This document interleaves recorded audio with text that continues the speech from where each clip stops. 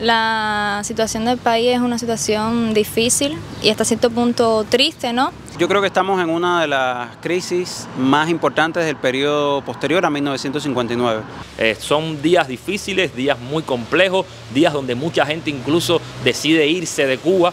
Cuba today is going through one of the most complex social and economic moments in its recent history since the triumph of the revolution in 1959. The current crisis suffered by the island has been the product of a series of factors that have contributed to damaging the Cuban economy. On the one hand, the economic damage left globally by the COVID-19 pandemic and from which Cuba has found it difficult to recover. On the other, an increase in the United States sanctions that continues to bet on causing a change in the political model in the Caribbean country.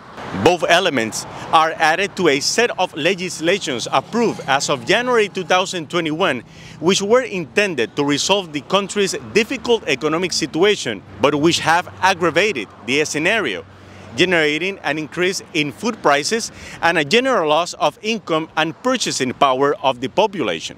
At Breakthrough News, we consulted several citizens to find out what they think about the current situation in their country. En primer lugar, el tema de la COVID.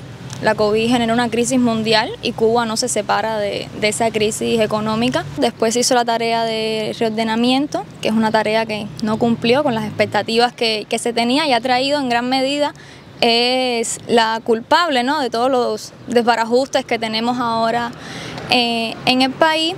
Y esa realidad económica tan compleja se materializa en un escenario de precariedad social. Como cubano yo siento que es una crisis también, no solo económica, sino de expectativas y de posibilidades, en las cuales la incertidumbre es algo que se coloca sobre la mesa todos los días. They agreed that the current difficulties added to the lack of empathy in some government structures could be the focus of social unrest in the population. O sea, las crisis económicas también generan crisis sociales y de valores y por eso en el pueblo se siente un poco de desesperanza, de tristeza, de abandono y es resultado también de alguna falta de empatía, de compromisos de algunos dirigentes que han abandonado, ¿no?, el compromiso ese con el pueblo, incluso con el proceso revolucionario. Y al mismo tiempo a las tensiones económicas y sociales se van sumando también las tensiones políticas, vinculado a la existencia de niveles de erosión y fractura de los consensos, vinculado al disenso que es evidente y palpable en la realidad. Incluso afecta a aquellos que, como yo, tienen la convicción de que la revolución y el socialismo es el camino de independencia, soberanía y justicia social para Cuba. On March 17, groups of Cubans took to the streets to protest the constant electrical blackouts and the shortage of certain products and foods, mainly those that the state provides on a regular basis in subsidized prices to the population.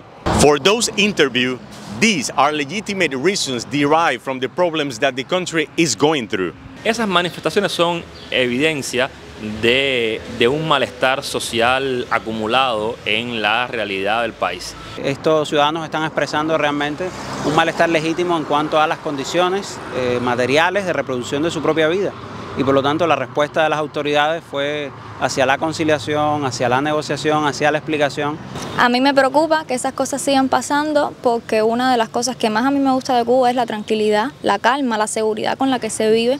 The Cuban government and its president Miguel Díaz-Canel have recognized that the country is going through difficult years and that some poorly taken administrative decisions could have contributed also to social unrest. At the same time, he has denounced that Cuba is the victim of what he called a media intoxication campaign aimed at distorting the reality of the island. As a matter of fact, the United States government has echoed the recent demonstrations in Cuba and has said it is on the side of the Cuban people in their demands. But what do Cubans actually think of what Washington says?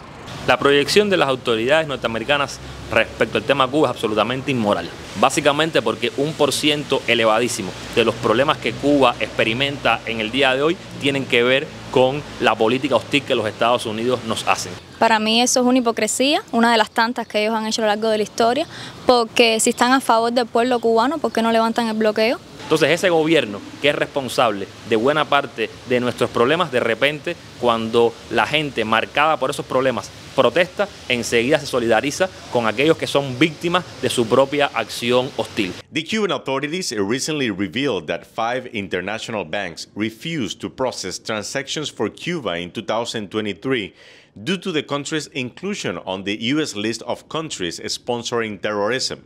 Also, in recent years, the United States has more strongly persecuted and sanctioned companies that do business with Cuba to import oil, which has made it difficult for the product to be acquired.